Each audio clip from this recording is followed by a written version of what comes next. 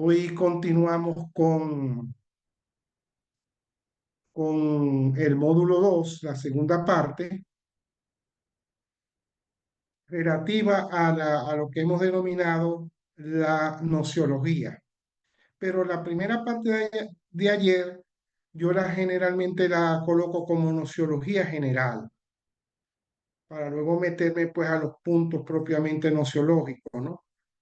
Entonces hoy vamos a dar pues todo lo relativo a la nociología. Bueno, en primer lugar quisiera un poco homenajear o recordar a dos profesores que influyeron mucho en mi formación epistemológica. El primero fue Roberto Gutmann, un argentino que se vino pues en la inmigración que hubo masiva a Venezuela y cayó pues en la Universidad del Zulia. Era un hombre muy preparado en la investigación científica y había sido viceministro de Información de Argentina. Y bueno, fue mi profesor y después prácticamente mi tutor porque una vez que yo cursé la materia de epistemología, pues me asumió como preparador docente y ahí estuve 3 años. Y por supuesto también al maestro, al doctor Rigoberto Lams, porque también fue prácticamente también fundador de la Escuela de Sociología. Vi una materia con él, bueno, y desde allí pues poco a poco fue creciendo una amistad hasta, bueno, formar parte de su grupo de discusión y tuve el honor de escribir un libro como coautor de un libro que él hizo sobre las universidades. Pero el aporte epistemológico de Rigoberto Urán es bastante importante. Y bueno, hay que tenerlo presente, no hay que olvidar pues a esta persona. Bueno, en honor pues a ellos quisiera pues dedicar esta charla. Bueno, ¿qué hemos avanzado en el cómo hacer una investigación científica? En primer lugar, ya en el módulo 1 ya hemos visto que toda investigación debe tener una justificación, que es la parte, digamos, de importancia social que pueda tener una investigación. ¿Para quién es la investigación? La sustentación que tiene que ver con todo ese engranaje de conceptos, teorías para explicar el problema y el engranaje también con los datos y las estadísticas. Y la fundamentación epistemológica metodológica. Bueno, hemos avanzado a cuáles son los fines y objetivos de la investigación, en qué consiste el planteamiento y la formulación del problema, la fundamentación epistemológica que abarca la ontología, la nociología y la axiología. Vamos a hacer mucho énfasis en tanto en la ontología como en la nociología. Y ayer hay que destacar la importancia de entender lo que es una problemática disciplinaria y cómo a partir de la problemática disciplinaria podemos avanzar hacia otros estadios del conocimiento científico como es la inter y la transdisciplinaridad. Bueno, hoy vamos entonces a abordar el campo de la nociología de la ciencia, que abarca en primer lugar la posibilidad de la ciencia. En segundo lugar, ¿cuál es la matriz del conocimiento científico? En tercer lugar, ¿cuál es el origen del conocimiento científico? Luego, ¿cuál es la esencia del conocimiento científico? ¿Qué vamos a entender por verdad científica? ¿Cuáles son los criterios de verdad que demuestran que la investigación que se está haciendo es realmente científica? Bueno, la clasificación de la ciencia no es mucho lo que vamos a dar, porque generalmente se toma esa clasificación que dice que hay ciencias formales, que son la lógica y las matemáticas, y las factuales, naturales y sociales. Prácticamente hay un consenso sobre eso. Sin embargo, hay otras clasificaciones donde también meten las humanidades. Pero bueno, esto no lo vamos a tocar a fondo. Bueno, las bases y tipos de investigación con los métodos y las técnicas respectivas. Muy bien. ¿Cuál es la posibilidad de la ciencia? Hay una primera determinación que dice que en todos los casos sí es posible la producción del conocimiento científico. Hay algunos autores que denominan esta posición dogmática porque dicen que están muy seguros que la producción se da. Luego, el subjetivismo y el relativismo, que dicen que hay un acercamiento de la realidad y solamente es válido para el sujeto, o que es válida a medias una investigación científica. Luego tenemos el escepticismo. Este es el que más acompaña la investigación crítica, sobre todo, ¿no? En el sentido de que se duda hacia el conocimiento y están en desacuerdo con lo que comúnmente se tiene por verdad. Más o menos es la idea de la superación constante del conocimiento científico. Pero eso es, digamos, dudando de las bases o de las teorías existentes.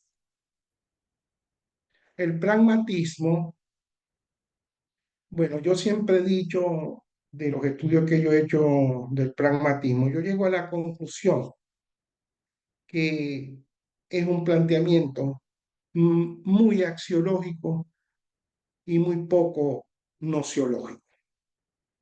He tratado de leer bien el pragmatismo de William James o el experimentalismo de John Dewey. Y bueno, yo saco esa conclusión, que es una orientación muy axiológica y la verdad del conocimiento está referida a la utilidad que éste puede tener en una situación determinada. El criticismo, bueno, ya lo hemos venido asomando, incluso como un tipo de método que lo explicamos en la segunda parte del módulo 1, que es que se buscan las bases, se determinan los avances, los retrocesos, los aportes, los vacíos de un conocimiento ya establecido. Y bueno, el que inició este criticismo fundamentalmente fue Immanuel Kant en filosofía. Y de allí hubo toda una corriente que se extendió en toda Europa, Alemania, Francia, Inglaterra. Bueno, he tomado esta información de J. Hessen y de Abdoukenwich, de un filósofo pues, de la ciencia, de la ciencia, no, de la filosofía en general, que bueno, yo pienso que de allí casi todo el mundo pues se ha nutrido de estos planteamientos. La matriz del conocimiento. Esto va a ser importante a partir de ahora, ¿no? ¿Por qué? Porque nosotros tenemos dos componentes del conocimiento, el sujeto investigador y el objeto de estudio. De esa combinación o de algún tipo de combinación emergerá el conocimiento o la verdad. Entonces, según sea el énfasis en uno de esos componentes o en una de sus relaciones, emergerá un tipo de fundamentación. Aquí es la parte de fundamentación es clave para hacer una investigación. Entonces,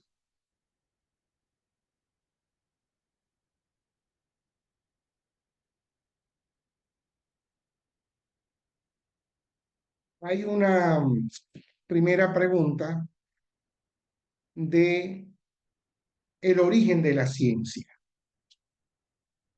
¿Es la razón o la experiencia la fuente o base del conocimiento científico? Entonces han habido dos grandes respuestas, desde la filosofía hasta pasar al campo científico. Por eso es que ejecuta un papel muy importante el puente, pues, entre filosofía y ciencia, que sería la filosofía de la ciencia, para discutir, pues, todos los referentes a los fundamentos. Tenemos a mi izquierda a John Locke,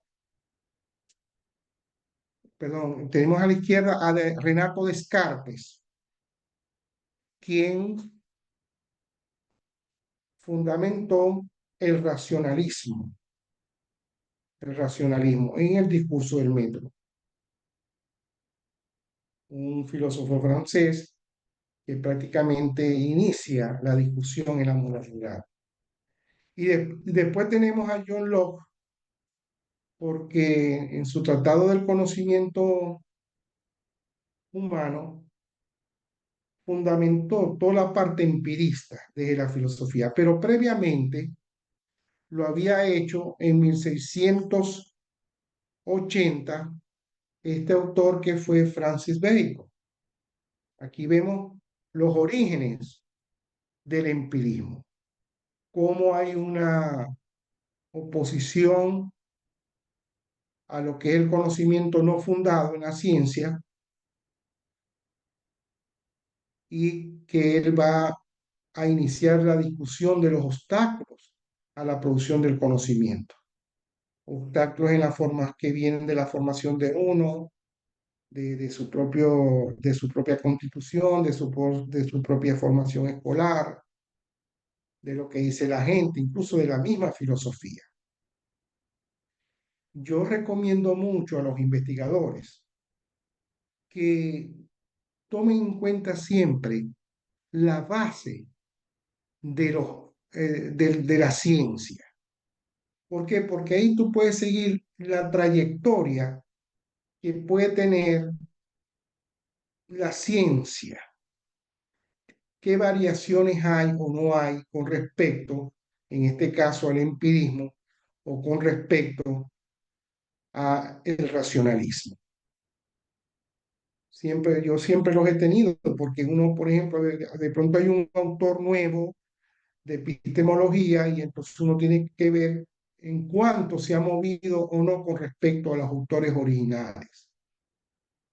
O si es un divulgador científico que también tiene mucho mérito, pero lo que hace generalmente es hacer eh, una síntesis de lo mejor que está investigando. Y luego tenemos el constructivismo, un movimiento que aparece en el siglo XX,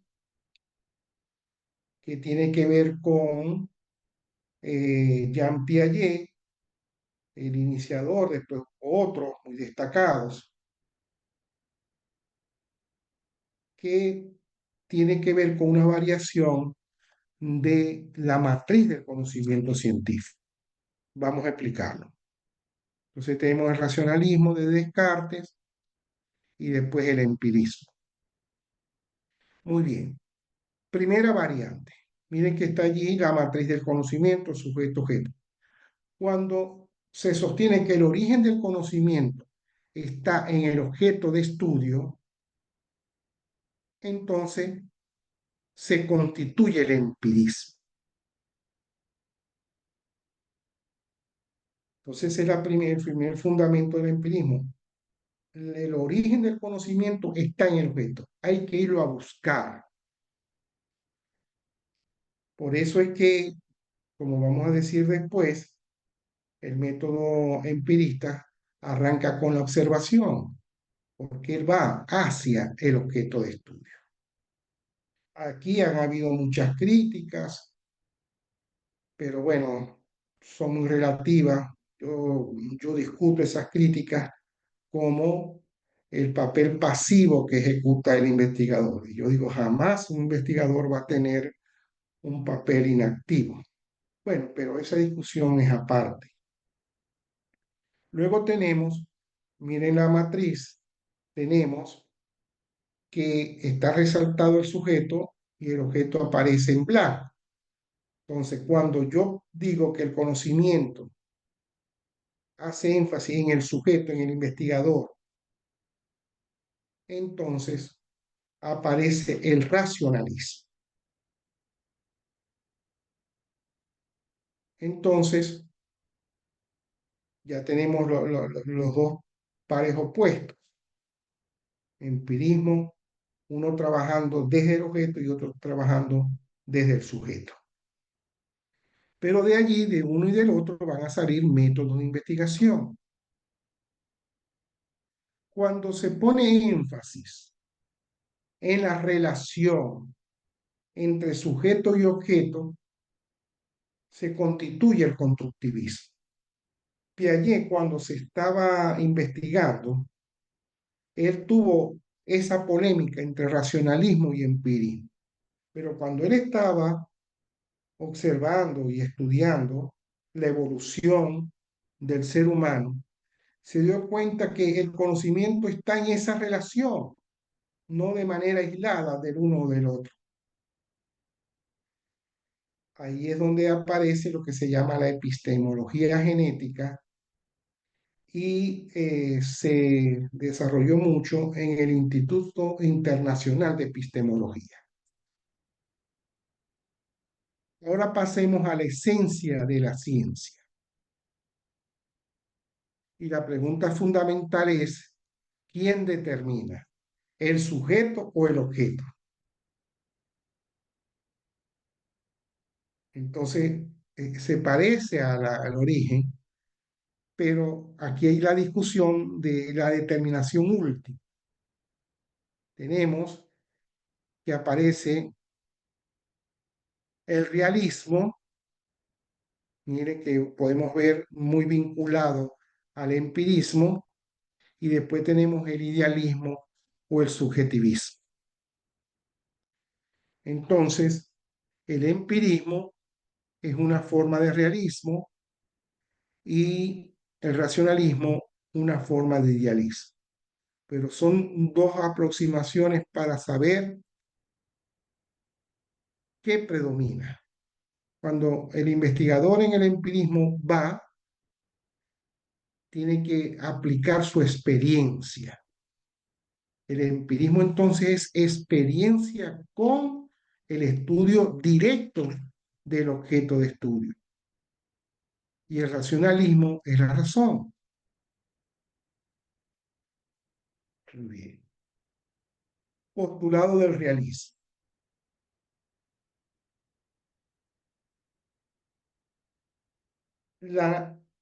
El carácter objetivo de la realidad. Es decir, todo lo que yo investiga es independientemente de mi persona. Los hechos están allí y yo los voy a estudiar. Esto ha sido una polémica hasta el día de hoy porque se ha incorporado el subjetivismo, el relativismo y también ahora con lo que se llaman los bulos o las mentiras. Prácticamente hay personas que se encargan de producir la mentira o de señalar que los acontecimientos sociales es por la percepción que yo tenga de la realidad. Entonces, los autores contemporáneos, incluso las últimas entrevistas que tuvo el maestro Mario Bunge, ratificó el carácter del realismo en el campo de la investigación científica. No se diga ni Popper, que también hizo bastante en lo particular. Bueno, vamos a consolidar estas dos posturas, el origen y la esencia. Entonces, el realismo se vincula con el empirismo cuando se articula la experiencia en el lugar de los acontecimientos. Es una experiencia sistemática, porque podemos hablar de dos tipos de empirismo, el empirismo vulgar y el empirismo científico. El empirismo vulgar no se basa en la experiencia diaria, sin fundamento. En cambio, el empirismo científico presenta toda una serie de fundamentos y de métodos para acercarse a la realidad. Y acá el idealismo con el racionalismo y el punto básico en este caso es el razonamiento del investigador. Viene otro punto entonces, que es la verdad. La primera es la concordancia que debe haber entre el conocimiento y la realidad. Hay una discusión que se la voy a recordar y es el hecho de que el empirismo es solo una copia de la realidad. Cuando dicen que los hechos hablan por sí mismos, no están así, porque ahí siempre está la experiencia del investigador. Y lo que saca como explicación debe estar en correspondencia con lo que es la realidad. Luego, como propiedad del objeto propio del empirismo y del realismo, propio del pragmatismo, tiene que ver con la eficacia o la utilidad del conocimiento, de la verdad, y la coherencia lógica o conceptual. La coherencia lógica tiene que ver con todo el aporte de la lógica como ciencia, donde se buscan siempre el conocimiento que se deriva del razonamiento a partir de determinadas premisas. Pero también está la coherencia conceptual, que tiene que ver con esa trama de conceptos que se van articulando unos con otros para explicar la realidad. Es decir, entonces una postura conceptual argumentativa, siendo pues la base o el fundamento del racionalismo. Ahora bien, ¿qué buscamos en la investigación científica? Ciertamente buscamos la verdad o en- y esa verdad se puede tener con certeza, el conocimiento seguro. Pero bueno, ha habido una apertura en la modernidad tardía o en el mismo momento que llaman posmodernidad, hay una apertura para considerar que como la verdad conseguida por un investigador puede ser sustituida por otro, entonces, y considerando que el movimiento de la realidad o el cambio de la realidad hace que el conocimiento que tú has producido no es ya explicativo de esa nueva realidad, entonces se usan términos como lo probable, lo plausible, que se empieza a manejar pues en el interior de la ciencia. Es decir, el conocimiento científico tiene su límite. Aceptando ese límite, pues en vez de estar buscando la verdad absoluta, como se venía sosteniendo desde la época de los griegos clásicos, ya a partir del siglo, a mediados del siglo XIX, ya esta postura empezó a cambiar, porque la misma ciencia hizo una crisis, casi todos los paradigmas, las teorías que venían, empiezan a tener sus propias fallas. Ahora bien, ¿cuál es el alcance de la verdad? Bueno, ya lo hemos adelantado, en la modernidad clásica, la verdad es absoluta, siempre hay una certeza universal aplicable para todos los casos. Esto, como le dije, a mediados del siglo XIX, esto hizo agua, que prácticamente las teorías existentes ya no daban con la explicación de los hechos. Aparecían lo que Thomas Kuhn llaman anomalías, y lo que hacían era o no lo tomaban en cuenta o la intentaban explicar desde la teoría ya convencional que existía en ese momento. En la modernidad tardía y y en la posmodernidad, sabiendo que hay ciertas variaciones, pues, de hecho, es entonces aplicable lo que habíamos señalado anteriormente, la probabilidad, lo verosímil y lo plausible.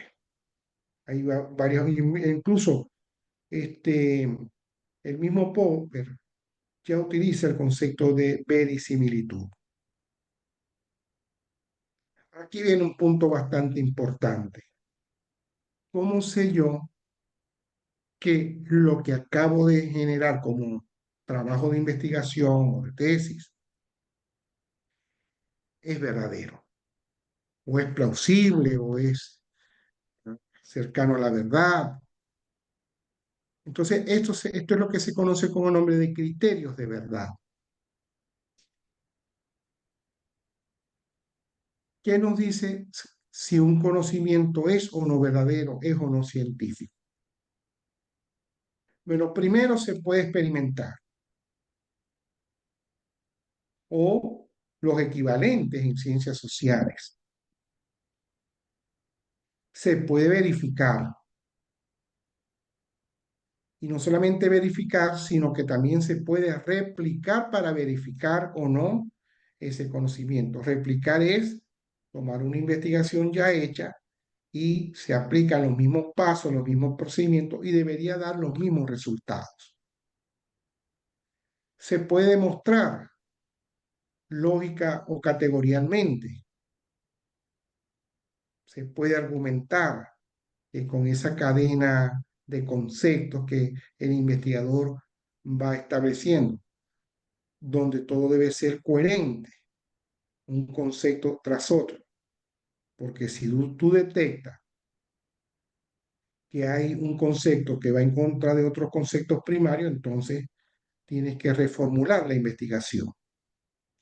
Y este punto es muy importante, generado por Popper, que se puede contrastar. Y el punto Mm, básico de la contrastación es la refutación del conocimiento. Bueno, estos criterios van a estar muy presentes. Por eso el hecho mismo de, cuando yo estoy fundamentando la metodología, saber muy bien, con precisión, lo que yo estoy expresando en la metodología de la investigación. Hay otros criterios como la confiabilidad y la validez que se utiliza mucho en la estadística. Generalmente los estudiantes no se dan cuenta de ello, que pueden hacer una entrevista, un cuestionario, pero sin someterlo a la confiabilidad y a la validez. Y esto es un error porque puede estar mal construido el instrumento. La confiabilidad, como todo el mundo lo conoce, tiene que ver si estás midiendo lo que te estás proponiendo medir. Eso se puede hacer con expertos o aplicando un test estadístico. Igualmente pasa con, perdón, tengo aquí una breve confusión. Lo de ahorita es la validez, me confundí pues en el razonamiento. La validez entonces, cuando yo estoy realmente cierto de que estoy midiendo las variables o los indicadores que estoy estipulando. Y esto es muy importante, la validez, porque ocurre a veces que hay investigaciones donde meten preguntas que no tienen nada que ver con la investigación. Cambio, la confiabilidad es toda vez que uno somete a prueba un instrumento, cuál es la consistencia que tiene para volverlo a replicar. Entonces, por favor, disculpen, entender bien la validez y entender bien la confiabilidad. Cuestión muy diferente a la opinión o la autoridad. Más adelante el mismo Bunge lo destaca, y es el hecho de que a veces uno lo ve mucho en artículos cuando uno cree que por haber citado un autor es suficiente para decir la verdad o un paradigma. Por ejemplo, según el materialismo histórico, esta es la verdad, o según tal autor, esta es la verdad. Y no es así. Yo le estuve diciendo a un alumno que estuve en el posgrado de economía, era médico. Él se asombró al yo estar explicando esto porque generalmente los médicos confían mucho en las revistas científicas donde, bueno, ya vienen incluso prescritos algunos medicamentos, etcétera, y ellos lo dan por verdadero.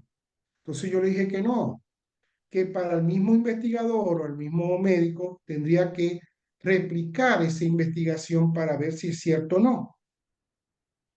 Por el hecho de que lo diga una persona, una revista, no te está diciendo que estás en la verdad. Puede que sea cierto o puede ser que no sea cierto. Muy bien. Bueno, aquí destaco a Bunge porque, caramba, este es uno de los autores que desde que comenzó su vida científica y su vida epistemológica, tanto en Argentina como en Canadá, ha tenido una constante investigación y bueno, no es que vamos a recurrir a una autoridad, sino que la argumentación que él siempre presente y actualizada siempre te hace saber que ese autor es fuerte desde el punto de vista epistemológico. Bueno, están los criterios subjetivos, que no dan mucho pie para la investigación, la preferencia por algo, porque te gusta, la evidencia inmediata. Este punto es bastante importante. Incluso les puedo comentar dos cosas. Uno, cuando yo comencé a investigar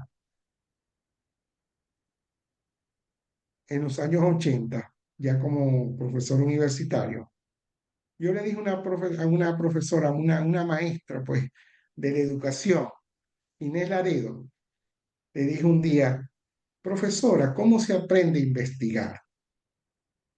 Entonces ella viene y me dice, léase a Sherlock Holmes.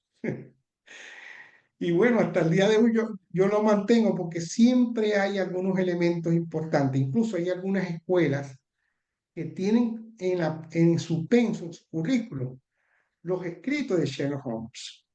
Sobre todo esta parte de la evidencia inmediata. Generalmente se culpa a los primeros que aparecen en el lugar de los acontecimientos o el familiar más allegado a un difunto. Entonces, precisamente Sherlock Holmes es un experto en superar esas evidencias inmediatas. Y bueno, esto no puede ser un criterio de verdad. ¿Por qué? Porque puede incluso hasta culpar. A nivel de tribunales ha habido casos en que se ha culpado a alguien porque la evidencia inmediata así lo decía. Y años después, 10, 15, hasta 20 años, se demostró que no era el criminal en este caso, o el autor del crimen. Igualmente,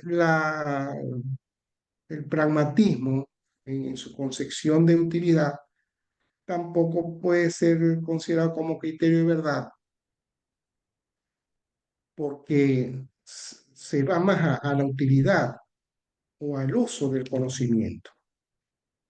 Entonces, si yo produzco un conocimiento y es útil, lo doy por verdadero. Bueno, no es así. Sin embargo, quiero decirle que el pragmatismo produjo conocimiento científico y epistemología bastante importante. William James, John Dewey, Peirce. Todavía hay escrito, aquí en España yo asistí a un seminario solo para ver el aporte científico de Peirce. Y bueno, no hay que criticar tanto, sino el pragmatismo y esa parte muy elemental del pragmatismo, que es la utilidad de un conocimiento. Y el argumento por autoridad, como acabamos de decir anteriormente. No hay que dar por válido, sobre todo en la construcción del marco teórico, no dar por válido un autor, por muy famoso que sea, hasta que uno no haga un análisis a fondo y puede decir, no, este argumento está sólido como para retomarlo. Bueno, los criterios subjetivos ya lo venimos hablando poco a poco, que es la verificación del conocimiento, la contrastación del conocimiento y la utilización del método. Aquí hay una cita de Mario Bunge, que por cierto vuelvo a insistir en la importancia de este autor. Él, el primer libro que escribió fue La ciencia, su método y su filosofía. Mira, eso todavía hoy se sigue reproduciendo y todavía se sigue utilizando. Después vino su obra maestra, que fue la investigación científica, donde detalló muy bien la epistemología, sobre todo la nociología y la epistemología orientada al método científico. Después tuvo un desarrollo tan importante que llegó a escribir prácticamente, a compilar y analizar toda la ontología de la ciencia, toda la nociología de la ciencia y toda la ética de la ciencia, que concluyó en un resumen que hizo a unos profesores mexicanos con el libro La epistemología. Se lo recomiendo. Yo se los voy a incorporar porque hay una parte que es importante que usted la lea. Bueno, aquí dice, ¿no? La veracidad o lo verdadero, que es un objetivo, no caracteriza el conocimiento científico de manera tan inequívoca como el modo, el medio o el método por el cual la investigación científica plantea problemas y pone a prueba las soluciones propuestas. Este es el criterio del método. Por eso es que a veces no se fundamenta el método, porque se da ya como un criterio de verdad único, pero hay que reconocer que no hay un solo método, hay varios métodos, por lo menos los tres que se derivan de los postulados anteriores y las combinaciones pues, que puedes encontrar en el camino.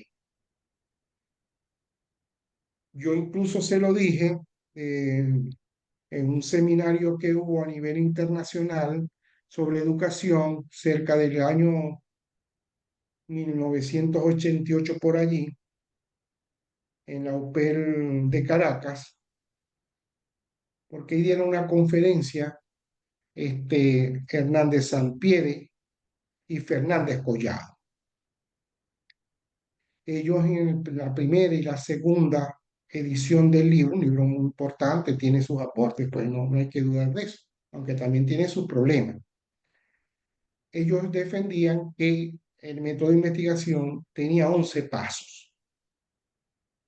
Entonces yo en la intervención que tuve les sugerí que vieran otros tipos de métodos para poderlos incorporar a quizás a una nueva edición. Bueno, me hice muy amigo de ellos y en la tercera, cuarta, quinta, hasta la sexta edición que conozco que lo han sacado, él abrió el compás, incorporó todo lo relativo a la investigación cualitativa. Esto es muy importante entonces, que sepamos que si este es el método, cuál es la fundamentación que tiene ese método.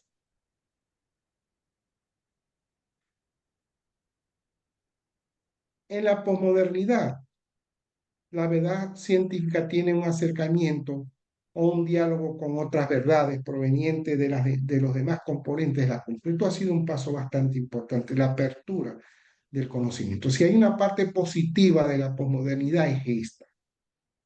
Hay otras versiones de la posmodernidad que es negacionista. Yo no compartiría nunca esa perspectiva.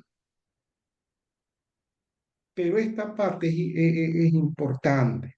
Por ejemplo, cuando se habla de las epistemes regionales o locales o originarias, entonces uno tiene que estar de acuerdo y hacer un complemento. El mismo Alejandro Moreno, antropólogo, él lo dijo, lo fundamentó en su libro El aro y la trama, y luego en su libro siguiente, siendo uno de ellos Buscando Padre, del cual este aparte pues tuve el honor de hacerle su presentación en el posgrado de Humanidades, él dejaba muy claro que para estudiar la realidad habría que descubrir primero la episteme de esa realidad y desde allí emerger pues cualquier interpretación o hermenéutica que corresponde. No mirar ya desde Europa cómo podemos entender nuestra realidad. Y eso ha sido un aporte muy importante de Alejandro Moreno.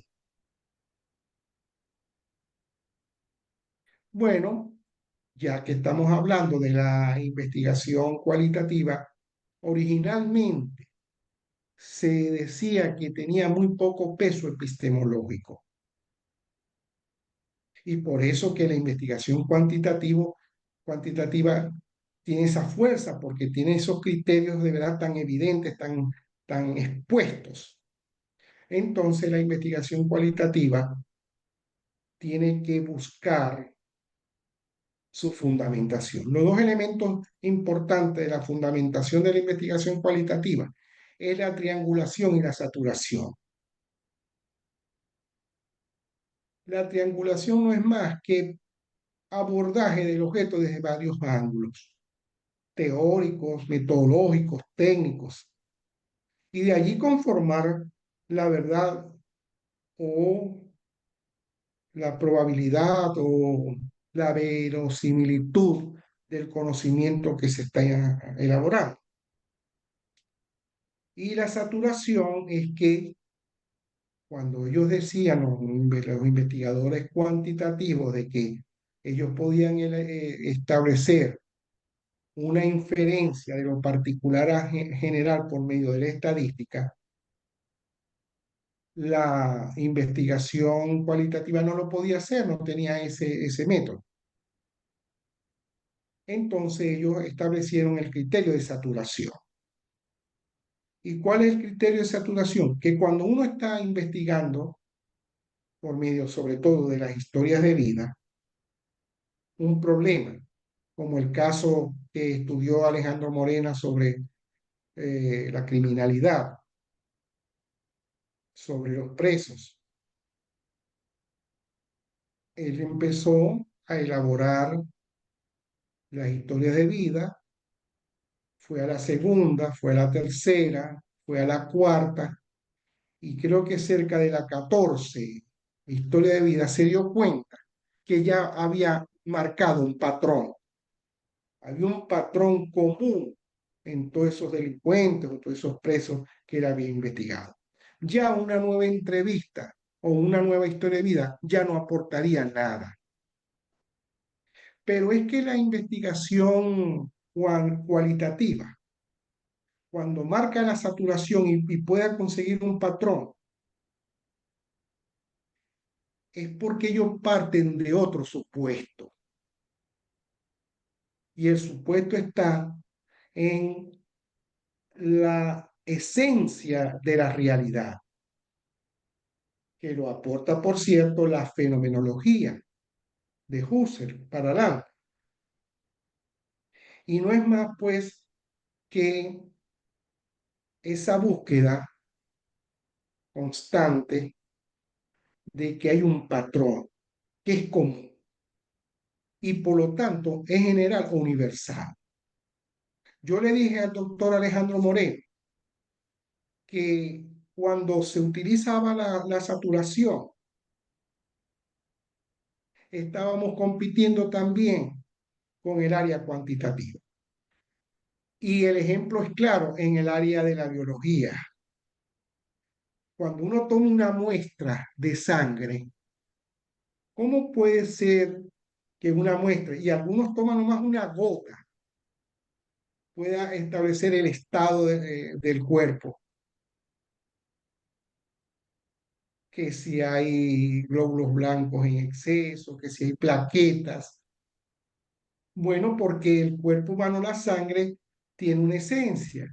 Y de ahí incluso el estudio de las células madres, porque si no partieran de ese supuesto de que hay una esencia del cuerpo humano que puede reproducir el todo, no se hiciera ese tipo de investigación. Entonces, la investigación cualitativa empieza a tener fuertes fundamentos epistemológicos y ontológicos. Bueno, hay algunos norteamericanos porque se han lucido, como eh, todo lo que aporta Cuba, todo lo que aporta el de la teoría fundamentada. Muy bien. Vamos entonces a empezar a hacer una síntesis. ¿Qué relación hay entonces entre epistemología y metodología de la investigación? ¿Para qué todo eso que hemos venido hablando incluso desde ayer? Y es que según sea la fundamentación epistemológica, emergerá la metodología de la investigación. ¿Por qué el primer paso del método inductivo es la observación? Porque se basa en la experiencia que va a tener el investigador en su objeto de estudio. ¿Te das cuenta? Por eso es la fundamentación. Y a mí me ha llegado pues a señalar que la metodología es una epistemología aplicada, es una metodología, es una epistemología en la acción. Esa es la relación que yo veo. Bueno, consolidando el conocimiento anterior del empirismo, emerge el método inductivo experimental como el método fundamental. Pero también puede haber un método inductivo no experimental, como lo retoma inclusive la investigación cualitativa.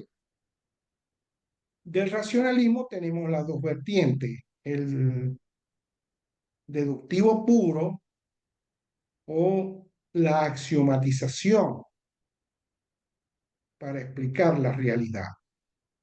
También podemos hablar de la matematización de la realidad, porque la matemática es fundamentalmente racionalista, aunque muchos ponen en discusión pues este postulado. Y el constructivismo, bueno, a partir de la epistemología genética, pues ellos hicieron muchos ensayos tipo experimentales, estudio de casos que generó Piaget como elemento básico de esa relación del constructivismo con el método de investigación. Bueno, entonces veamos a ver cuál es el método inductivo experimental o simplemente método inductivo. Bueno, este comienza con la observación. Allí todos los postulados de lo que es la observación, tipo de observación libre, estructurada, participante, no participante, que por cierto, hubo un libro que ha hecho memoria hasta el día de hoy. ¿Por qué logró tan sistemáticamente y pedagógicamente exponer la metodología científica que fue Ezequiel Anderén? Por allí en estos días vi que lo habían retomado y le habían vuelto a publicar su libro. Bueno, primer paso, la observación. Hay, cuando es una observación sistemática, tú tienes que armarte de cuadros de observación, bien sea en la parte de la horizontalidad puedes colocar los días, en el cuadro, en la línea vertical puedes colocar los pasos e ir anotando la frecuencia por día del fenómeno que estás estudiando. También puedes ver los tipos de comportamiento que se van sucediendo en una investigación que se haga en la ciudad o en el campo, etc. Luego de eso, por eso digo yo que este método no es tan sencillo, es bastante importante. Yo me acuerdo que Roberto Goodman decía, cualquiera que crea que el método inductivo es algo muy simple está muy equivocado. Entonces, cuando se hace la observación sistemática en cuadro o has hecho una grabación o has hecho una entrevista libre, el cuadro de observación te va a dar una tendencia, te va a dar una explicación, o mejor dicho, se puede ver allí una explicación. A esa explicación preliminar se llama conjetura.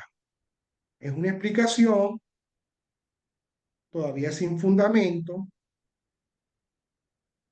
¿verdad? No tan fuerte, y el investigador sigue haciendo observación en los diferentes escenarios que le corresponden.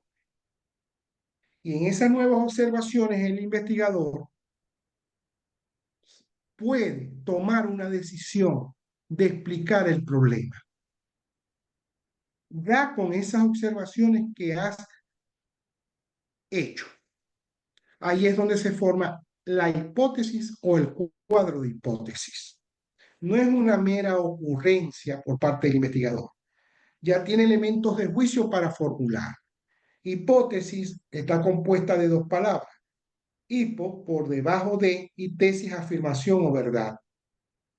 Por eso es que te piden la tesis de grado, porque la tesis significa una explicación ya debidamente sustentada y fundamentada. Entonces, cuando él tiene esa hipótesis basada en la observación, entonces él la somete a prueba. Y es el momento que se llama experimentación. ¿Para qué? Para verificar o rechazar esa hipótesis. Si hay elementos de juicio, de pruebas y evidencias a favor, entonces él ya tiene una explicación en una primera forma, que es los casos que está investigando. Pero él hace una elevación, hace una inferencia y trata de convertir esa teoría que se ha generado de los casos hacia una teoría general. Eso es lo que es la inducción. Yo digo que es un acto creativo. ¿Cómo es que tú puedes pasar de lo particular a lo general? Bueno, con la inducción. Y si esa teoría general se mantiene, estás generando una ley de carácter universal. Este es, digamos, el método puro, ¿no? Después, en el campo de las ciencias sociales, pues va a tener algunas variaciones, sobre todo el concepto de experimentación. Entonces, este es el método inductivo experimental. ¿Por qué? Porque se someten a prueba, a verificación o a rechazo ese sistema de hipótesis. Ahora, hay algunos autores que también son empiristas que obvian que pueda generar una hipótesis y entran a la experimentación probando aquí, probando allá, ¿verdad? ensayo y error, hasta que dan con la explicación.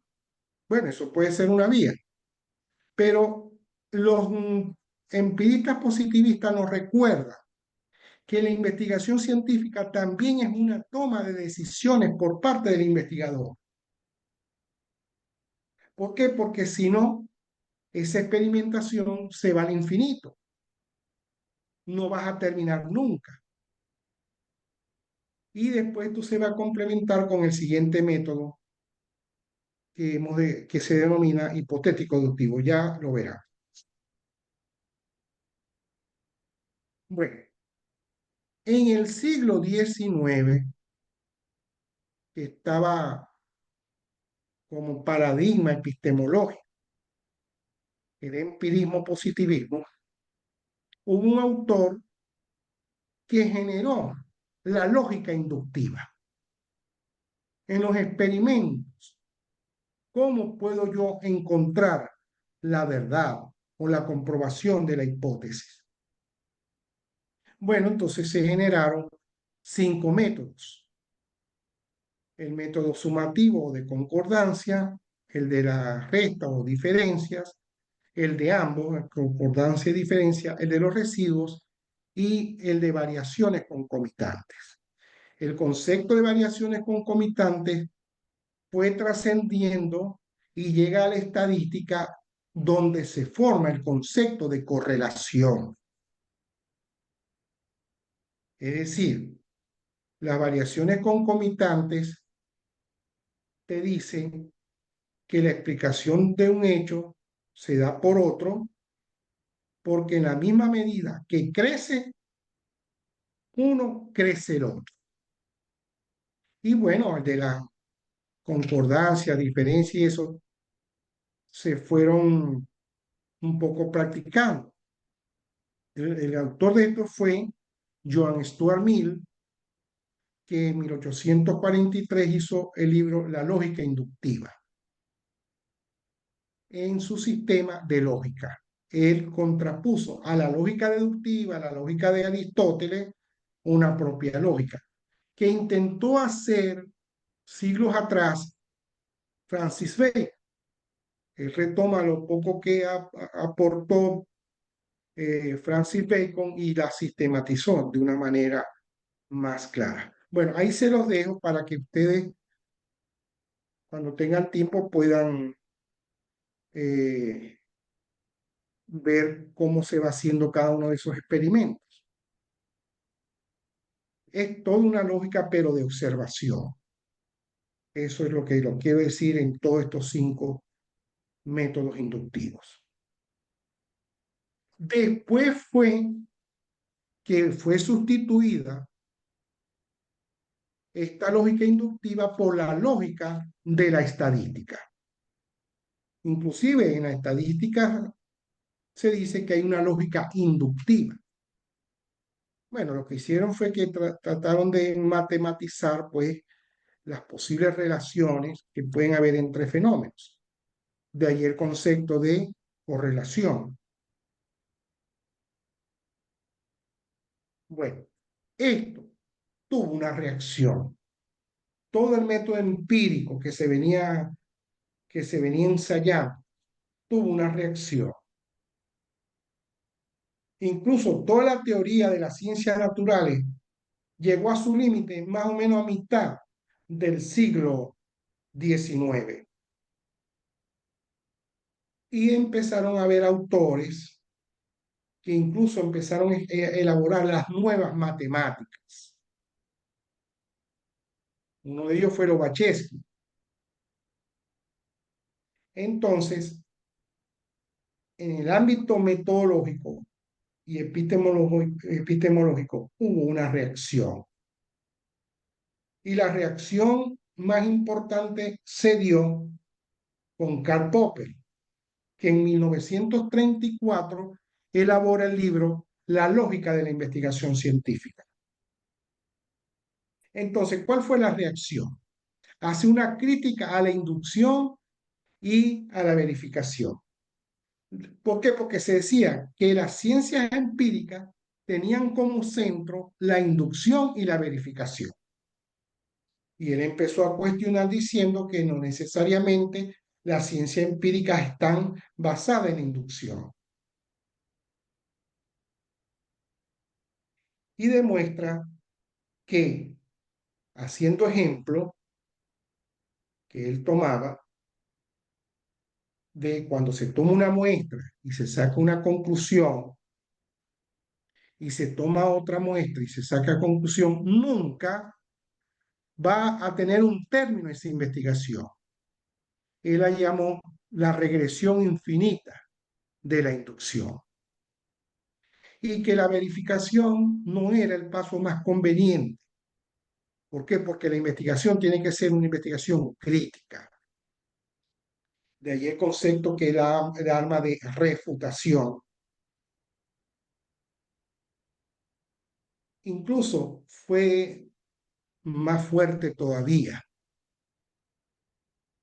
Quienes hasta ahora, dice él en su libro, La investigación científica, crean que la ciencia moderna se ha realizado en base a la inducción y a la verificación,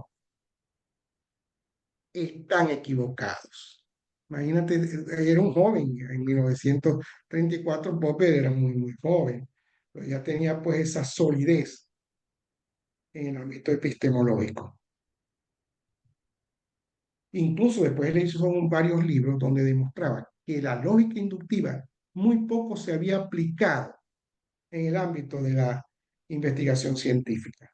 Incluso llega a decir, junto con otros investigadores, que el mismo Galileo no fue el que aplicó solo la inducción, porque él hizo muchos experimentos. ¿Por qué? Porque él incorpora la matematización en la investigación científica. Incluso llegó a decir que Dios nos manda como clave las matemáticas para entender el universo. Imagínense ustedes. Bueno, entonces, ante esa reacción aparece el método hipotético deductivo, junto con el falsacionismo, que es lo contrario a la verificación. Bueno, esto, bueno, un poco se paralizó, de verdad se lo digo.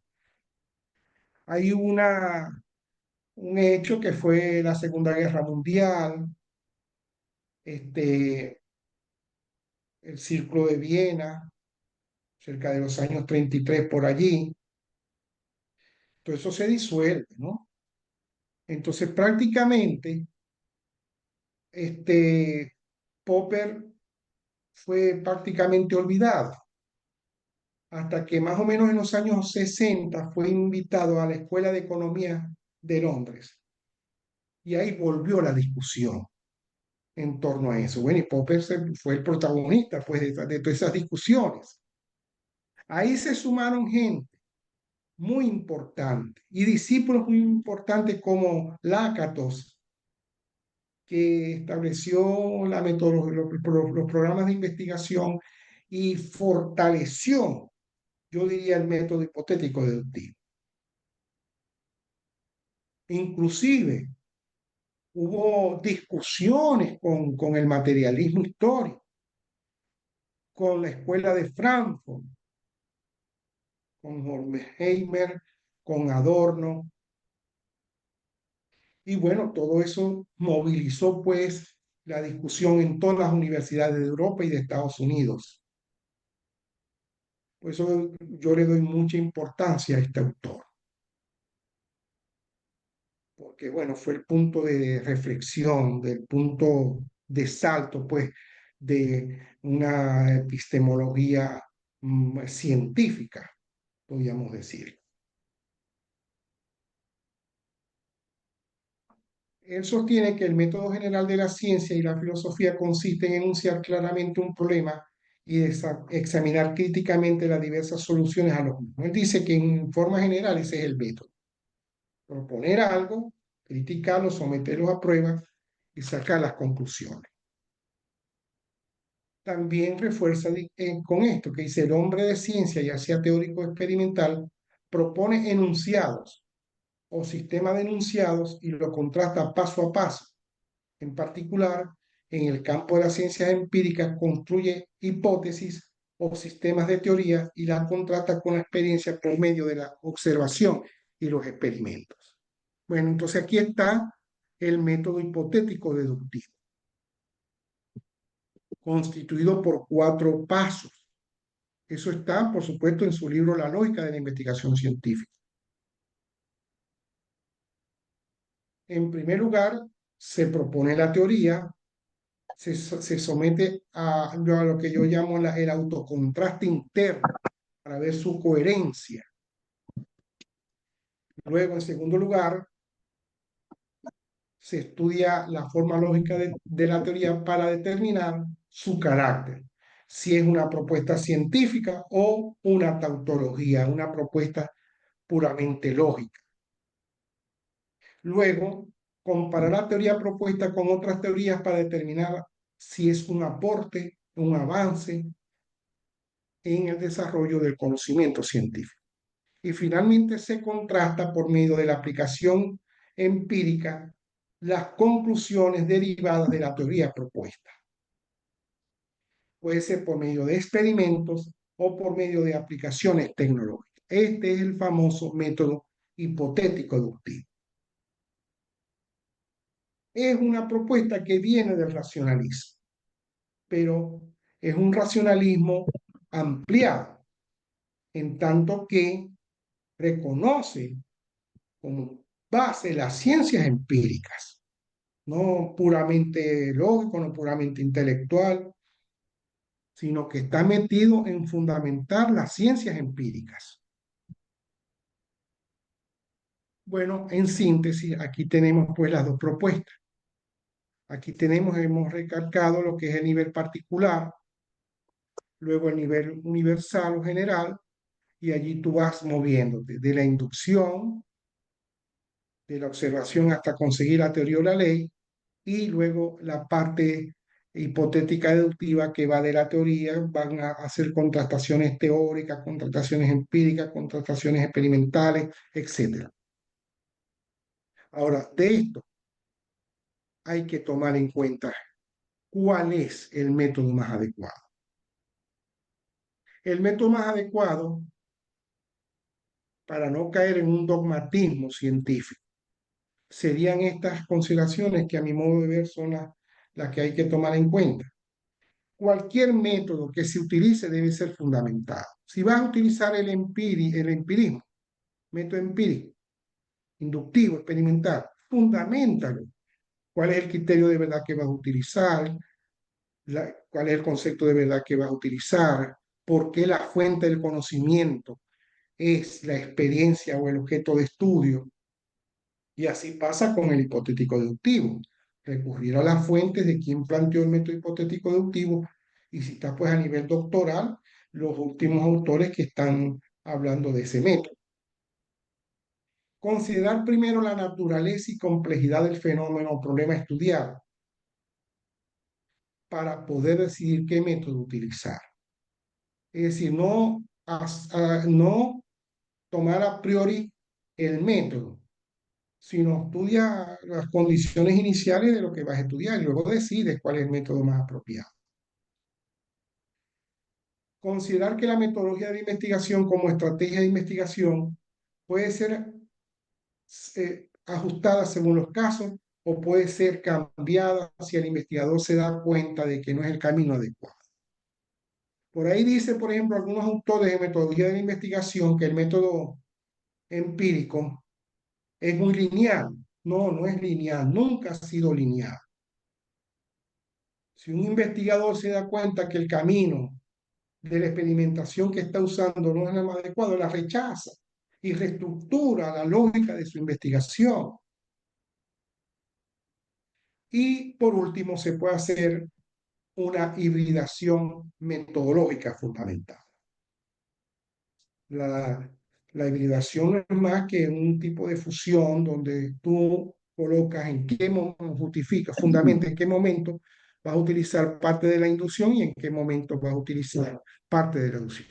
Que por cierto, los historiadores de la ciencia señalan que ya Aristóteles hace la propuesta, porque Aristóteles, digamos, tiene siempre una mala lectura de Aristóteles. Uno dice que fue muy racionalista al proponer todo lo que es la lógica, el organón, como se llamaba, y otros dicen que fue de carácter empírico. No fue los dos. Incluso hay autores de de la historia de la ciencia que dicen cómo él armó la relación entre inducción y deducción. Bueno, les dejo eso para que tengan en cuenta de que eso pasó. Pero en la historia de la ciencia hubo muchos casos en que hubo esa hibridación. Hemos hablado de experimentación y cuál es el caso en las ciencias sociales. Ese es un tema controversial. Desde el mismo momento lo fue. Unos consideran que se hace experimentación y otros que no se hacen experimentación. Pero yendo a las fuentes, por ejemplo, en el caso de las ciencias sociales y en particular de la sociología, Durkheim en su libro Las reglas del método sociológico llega a decir que no se puede experimentar en el campo de las ciencias sociales. Y aquí tenemos pues la demostración. En la página 182 de ese libro señala que cuando pueden ser producidos los hechos de manera artificial a voluntad del observador, el método es la experimentación propiamente dicha. Sin embargo, los hechos sociales quedan fuera de la acción del experimento. Y ahí digamos, acaba la discusión si se está experimentando o no. Y él hace una argumentación que no es la experimentación. Y lleva a decir que el método por excelencia de la investigación sociológica es el método comparativo. Solo tenemos un medio de demostrar que un fenómeno es causa de otro, y es comparar los casos en que están presentes y ausentes y averiguar si las variaciones que presenten esas diferentes combinaciones de circunstancias pueden que uno depende de otro. Miren cómo está retomando la propuesta de John Stuart Mills cuando establece el método de variaciones concomitantes. Él incluso lo cita, porque la propuesta dice que la fuente fue Stuart Mill. Bueno, en las ciencias sociales se da la comprobación o la refutación de un hecho de forma natural, suministrando prueba y evidencia a su favor o en contra. Es decir, no vas a manipular a los sujetos, sino que vas a su lugar de donde se está produciendo el hecho. Se aplica la observación sistemática y controlada desde el científico al seleccionar las variables a ser consideradas, que es muy diferente a la manipulación de esos fenómenos o procesos.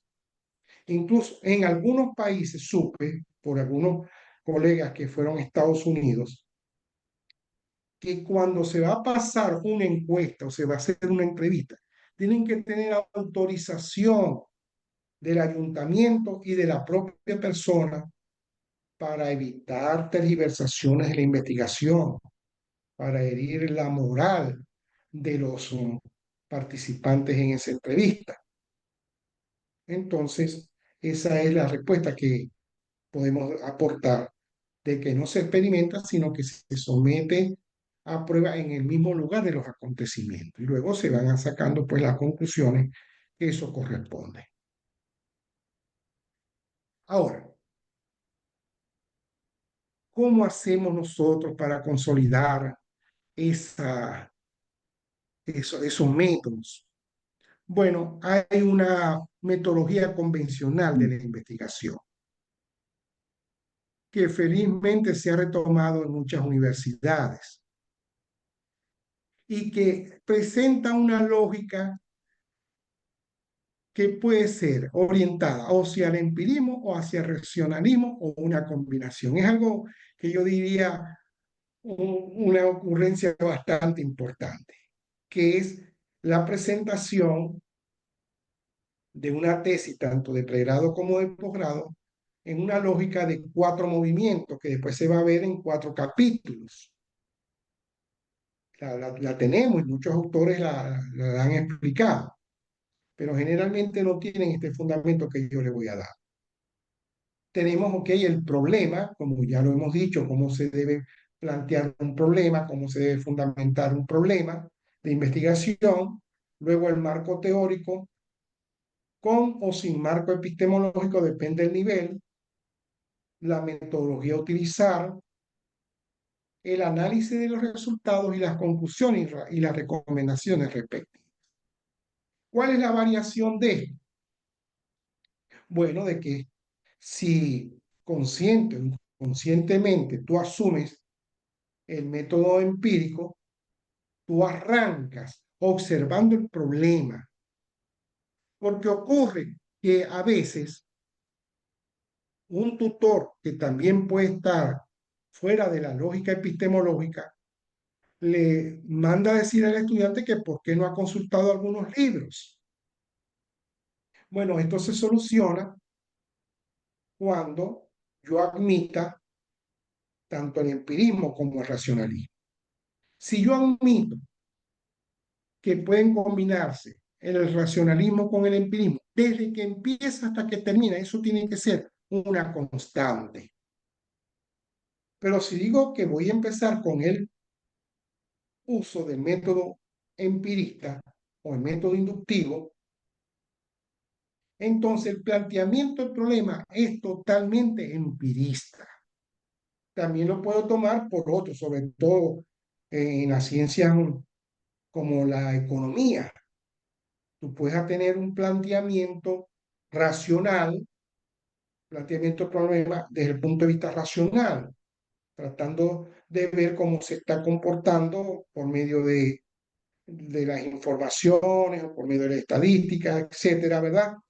Hacer un planteamiento del problema desde el punto de vista racionalista. Entonces, cómo se plantea el problema desde el punto de vista epistemológico metodológico, decidiendo si vas a comenzar admitiendo el empirismo o el racionalismo o una combinación de los dos.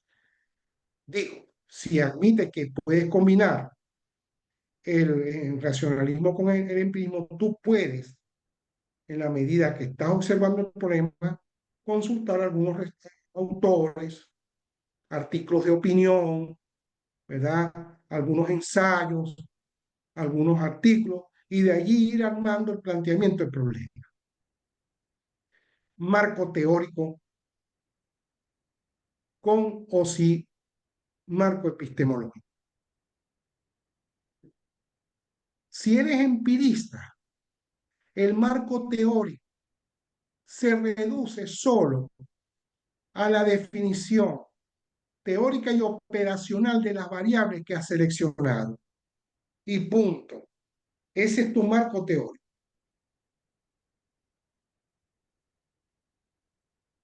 Pero si eres racionalista, el marco teórico tiene que ser la búsqueda de las teorías que explican el problema. Y depende del grado en que tú estás utilizando, ese marco teórico puede ser o enciclopédico o crítico. Es decir, basta con utilizar los argumentos principales de la teoría 1, teoría 2, teoría 3, luego la puedes confrontar, etc. Entonces el marco teórico va a tener mucha fuerza para el racionalista. Pero si tú has admitido el racionalismo y el empirismo, entonces cada paso va a tener su fortaleza para recibir el aporte o bien del racionalismo o bien del empirismo. Luego viene la metodología. Si es la metodología desde el punto de vista empirista, está muy claro de que vas a utilizar la observación, que vas a utilizar la inducción, ¿verdad? Que vas a utilizar una muestra, sea probable o no probable, probabilística. Y el análisis de resultados también tiene que ver con él. Si solamente eres empirista, una vez que apliques la metodología, el análisis de resultados va a ser sobre los hechos, sobre la tendencia de los hechos encontrados. Si eres racionalista, es muy probable que con la construcción del método, del marco teórico es más que suficiente para terminar la investigación. No necesitas avanzar hacia los demás pasos. Pero si combinas el empirismo con el racionalismo, cuando llegue a los análisis de resultados, tú tienes que confrontar el marco teórico con los hechos que estás investigando. Y de ahí puede surgir una nueva teoría, muy distinta al marco teórico que tiene. Es decir, pueden haber muchas posibles salidas cuando se admiten los dos. Puede ser que ratifiques el marco teórico, puede ser que no lo ratifiques porque los hechos te están indicando otras cosas. Bueno, y después, lógicamente, vienen las conclusiones y recomendaciones del trabajo. Ahora, estas conclusiones y recomendaciones tienen dos parámetros.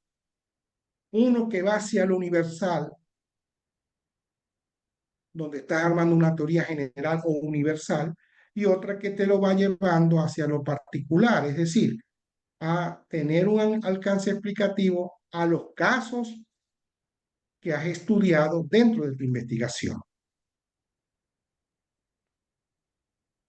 Bueno, los tipos de investigación ya lo sabemos desde el punto de vista nociológico, está la cuantitativa y la cualitativa.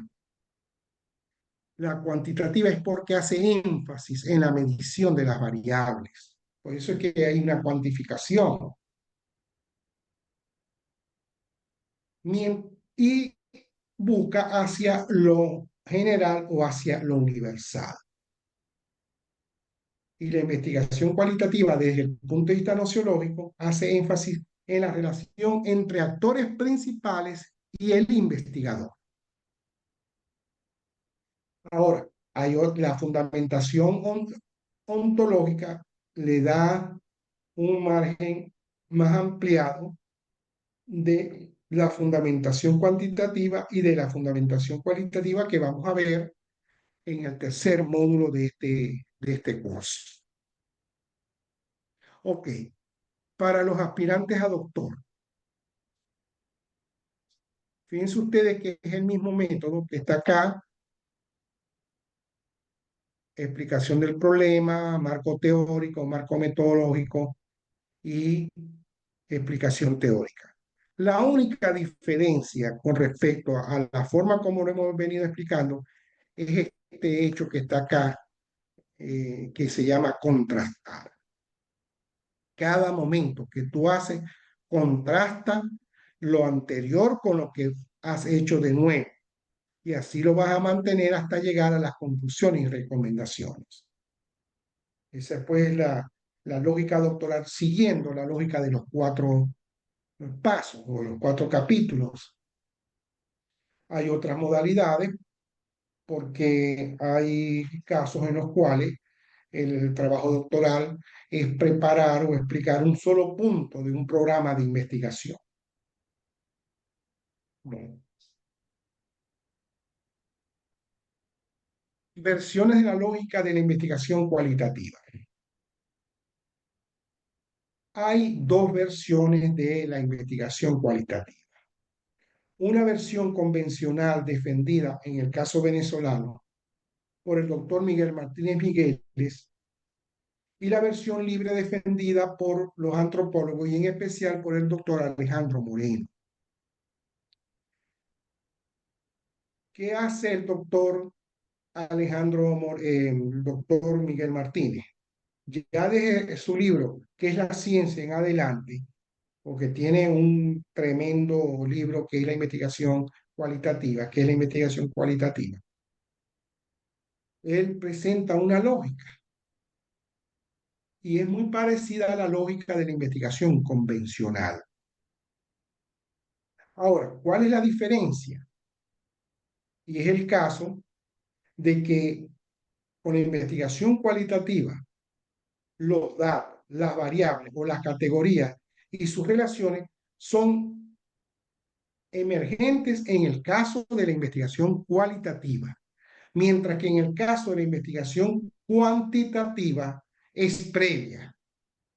Es decir, el investigador va a ir armando las posibles variables, incluso construye las encuestas y la entrevista en base a una clasificación de un cuadro de variables que él viene haciendo. En cambio, en la investigación cualitativa, todo esto no lo llaman variables, o la mayoría no lo llama variables, la llaman categorías. Categorías que emergen del análisis de el método que has aplicado para capturar la información. El más usual es la historia de vida. Pero la investigación cualitativa, podemos decir que tiene tres momentos. La historia de vida, también hay estudios de grupo o estudios focalizados. Luego viene el momento de la interpretación hermenéutica consensuada. Yo le decía al doctor Alejandro Moreno que su libro tenía una particularidad, que se podía leer como literatura o se podía leer como ciencia. ¿Por qué? Porque la historia de vida podía pasar muy bien como un ensayo de literatura, porque es la vivencia de una persona, esos acontecimientos que le dan vida pues, a un ser humano, o como investigación científica, que es lo que le va a aportar la hermenéutica. Y en tercer lugar, las posibles soluciones a los problemas. Cuando el doctor Alejandro Moreno, por ejemplo, hizo la investigación de los presos, él logró hacer una propuesta de cómo abordar la delincuencia en Venezuela. Por cierto, después muy mal tratado por algunos funcionarios y eso prácticamente quedó ahí. Pero él decía, si quieren una respuesta, ahí está la respuesta, porque se fue al fondo del ser de cada uno de esos delincuentes que él había investigado. Ah, ¿qué buscamos al finalizar esta investigación? Cualquiera sea la investigación. Una teoría general o una teoría de alcance medio o de alcance regional o particular. Eso hay que tener en la cabeza y eso hay que colocarlo. Lo que vamos a buscar es una teoría de alcance regional o particular. Generalmente estas son las tesis de grado, hasta maestría. Y en muchos casos lo he visto a nivel doctoral, pero no nos vamos a meter en eso. Pero en cualquier caso, tú tienes que decir que el objetivo es elaborar una teoría general del problema de alcance medio. Esto fue una invención, una propuesta de Merton, Robert King Merton, porque él decía que para el momento que él escribió que no había condiciones para que en las ciencias sociales y en sociología en particular se elaborara una teoría general como la física, la química o incluso la biología con la teoría de la evolución. Él decía que nosotros estábamos, en el mejor de los casos, con posibilidades de hacer una teoría sociológica de alcance intermedio. Y hay todo un capítulo en su libro Teoría y Estructuras Sociales donde él hace ese planteamiento. Y el del alcance regional o particular es que lo que estás investigando solamente es válido para el caso que has seleccionado. Igualmente, vas a elaborar un paradigma, vas a elaborar un modelo, vas a generar una aplicación de una teoría o de un paradigma o de un modelo. Esto es muy importante que se tenga en cuenta. Generalmente, a nivel formal, lo que se hace es una aplicación de una teoría. Por eso que se habla después de conclusiones y recomendaciones. Bueno, aquí está otro espectro que es importante que tengamos en cuenta. ¿Cuál es el alcance o la cobertura que va a tener mi investigación? ¿Qué tendencia de investigación voy a tener y qué alcance explicativo vamos a tener. Esto hay que colocarlo en alguna parte de la investigación, quizás en el capítulo 3 del aspecto metodológico. Bueno, y aquí tienen pues las tendencias que tú puedes observar. Voy a hacer una investigación de casos con base cuantitativa, cualitativa o mixta. Eso es importante porque cuando estás presentando una tesis, en la defensa de la tesis, tú tienes que decir, bueno, este es un estudio de casos porque lo ameritaba conocer a fondo. Un estudio de casos es estudio a fondo de un caso en particular. Bueno, puede ser una investigación de un problema en varias instituciones, una comunidad o una región con base cuantitativa, cualitativa o mixta. Luego, aquí viene una gradación de alcance, ¿no? Conseguir patrones y conseguir tendencias, que son las tres sucesivas a partir de la, del cuadro rojo. Investigar patrones coyunturales de una realidad o problema con base cualitativa, cualitativa o mixta. ¿Qué significado tiene eso? Bueno, estudios coyunturales, por ejemplo, puedes hacer un estudio coyuntural de lo que está pasando en este momento sobre las migraciones. No tienes que empezar a detallar toda la estructura, toda la historia del problema. Y eso es bastante válido, porque vas a dejar de considerar algunos temas, algunas áreas, porque es un estudio coyuntural del momento. Pero también puedes buscar patrones de comportamiento social con o sin base estadística. La investigación cualitativa te puede buscar patrones de comportamiento social. Cuando el doctor Alejandro Moreno elabora Buscando Padres, él detectó un patrón de comportamiento de la familia venezolana. No es una ley, como en el caso de las ciencias naturales. Bueno, y así va subiendo, ¿no? Puedes estudiar tendencias macrosociales con base teórica argumentativa, es decir, una tesis totalmente racional.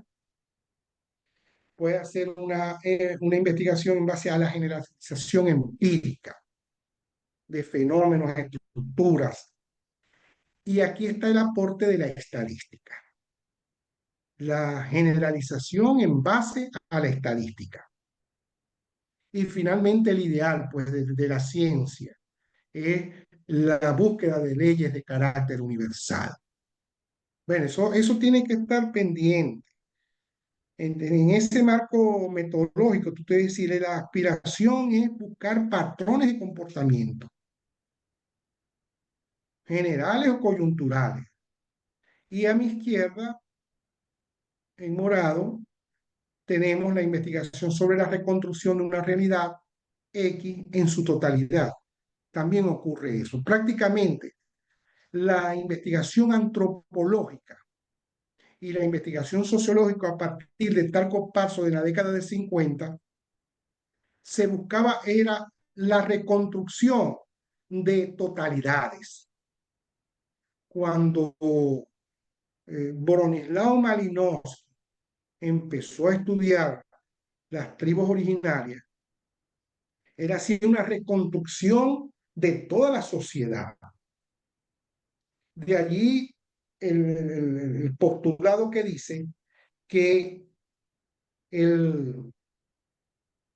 la investigación antropológica es muy específica. Hay una especificidad cultural, que no todas las culturas son iguales. Pero el mismo Malinowski terminó pensando que habían aspectos comunes de varias culturas, e incluso que podías hasta compararlas, tanto las antiguas como las modernas. Y la investigación sobre un problema de la realidad con base simplemente cualitativa. Esto es algo que tú tienes que estar pendiente por dos razones. Porque tú tienes un tiempo finiquito para la investigación y por otra te va a tocar un jurado. ¿Qué pasa si un jurado te dice que no estás haciendo una generalización empírica? Tiene que estar totalmente fundamentado que lo que estás buscando es una tendencia o macrosocial o de comportamiento. Y esa es la defensa de una tesis también, poder fundamentar lo que tú has hecho. Bueno, niveles de formación científica en la universidad. ¿Todo esto se va a hacer una investigación? No, eso es la investigación ideal, la investigación de punta. Pero las universidades tienen niveles de formación científica que arranca en pregrado con el trabajo final de grado o trabajo de grado. No le dicen tesis de grado, sino trabajo especial de grado o trabajo final de grado. Aquí también en España, aquí le llaman trabajo final de grado, trabajo final de maestría y luego propiamente el doctorado, la tesis de grado. Bueno, ¿qué es el pregrado? ¿Qué va a hacer el muchacho en la investigación?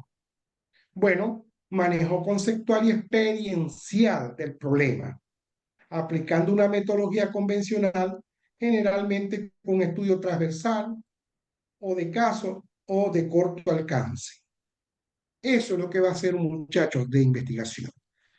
En las escuelas que se han formado, las más recientes, tienen estipulado en su reglamento que la evaluación final de un trabajo de grado es más o menos lo siguiente: un 60% la experiencia que realizó el investigador, el estudiante, durante el semestre o durante el año escolar.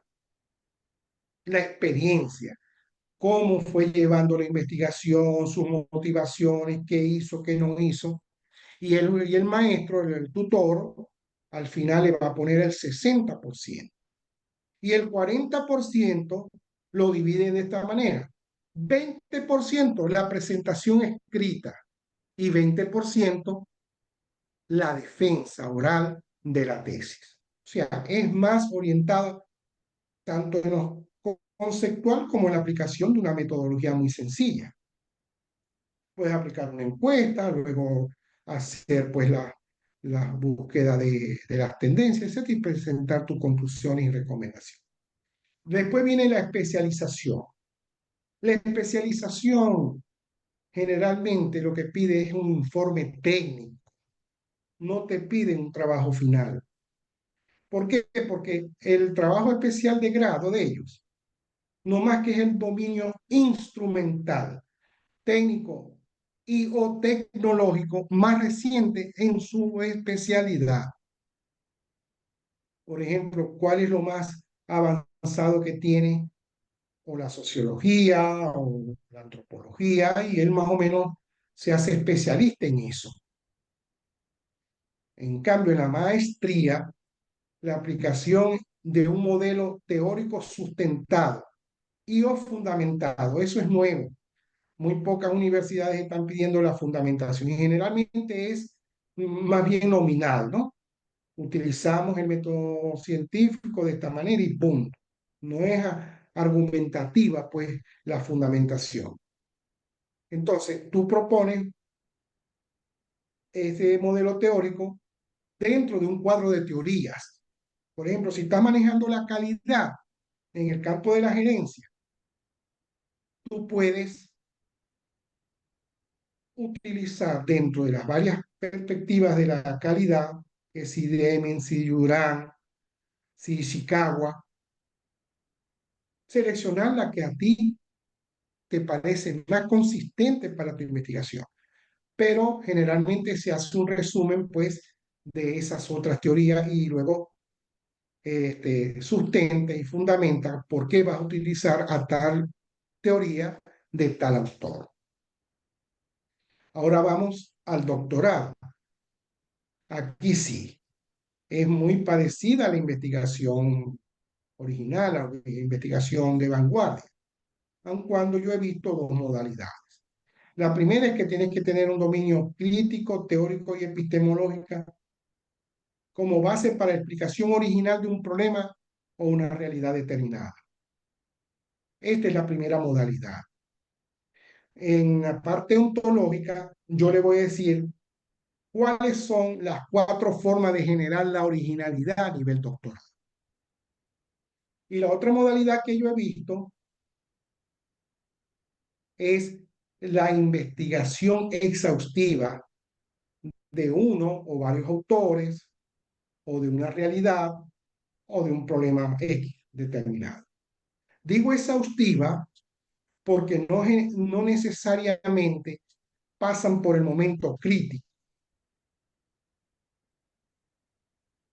sino que van a fondo de un autor. Por ejemplo, aquí se ha graduado gente especialista en Popper, especialista en algún autor de las ciencias básicas y así por el estilo. Eso pues para escoger.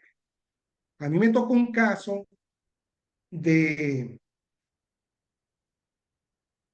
de maestría que la asesoré yo mismo cuando el jurado, en una reunión previa que siempre hay entre el jurado, señalaba que no tenía mérito para una maestría. Entonces, menos mal que yo le llevé el reglamento de posgrado donde define lo que es la maestría.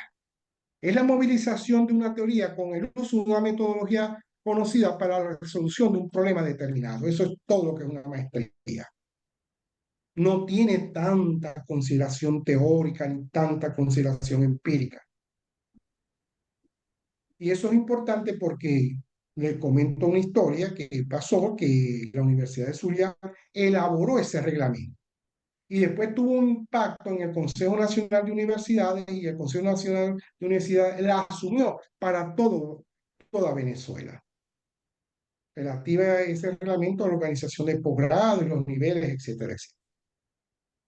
Bueno, esto es la parte que hemos señalado, pues, de los diferentes niveles que tú puedes conseguir en la investigación. Bueno, podemos hablar un poco que cuando tú, como hemos hablado de la metodología, se hace en el capítulo 3 donde tú vas, generalmente se coloca la naturaleza de la investigación y allí se fundamenta sobre todo. Lo que hacen generalmente es que si la naturaleza de la investigación es cuantitativa, acuden a varios autores para definir lo que es investigación cuantitativa y así pasa con la cualitativa. Los tipos de diseño de investigación que la rama positivista ha tenido un papel protagónico porque son los que más han aportado para la parte de los diseños de investigación, que van de los diseños experimentales, no experimentales, cuasi experimentales, el trabajo de campo, las entrevistas, trabajo con muestreo probabilístico y no probabilístico, y así por el estilo. Ha sido muy importante el aporte del positivismo y del empirismo en este sentido. Y bueno, las técnicas e instrumentos a utilizar, eh, que si la observación, la entrevista, debidamente con su validez, con su confiabilidad, el financiamiento y el cronograma de actividades.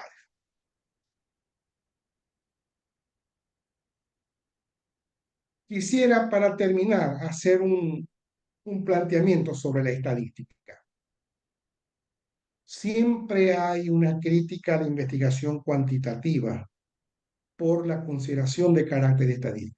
Pero les cuento una cosa, desde el punto de vista de la historia de la ciencia, la estadística fue un avance significativo en el conocimiento de la realidad, porque incluso desde los griegos hasta el momento en que aparecen los primeros elementos de la estadística científica, se venía trabajando con la verdad absoluta, con ese criterio. Pero fue a partir de los estudios de John Galton, no, de John Gauss,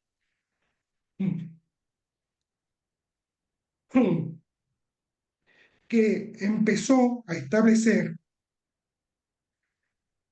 la importancia del cálculo del error.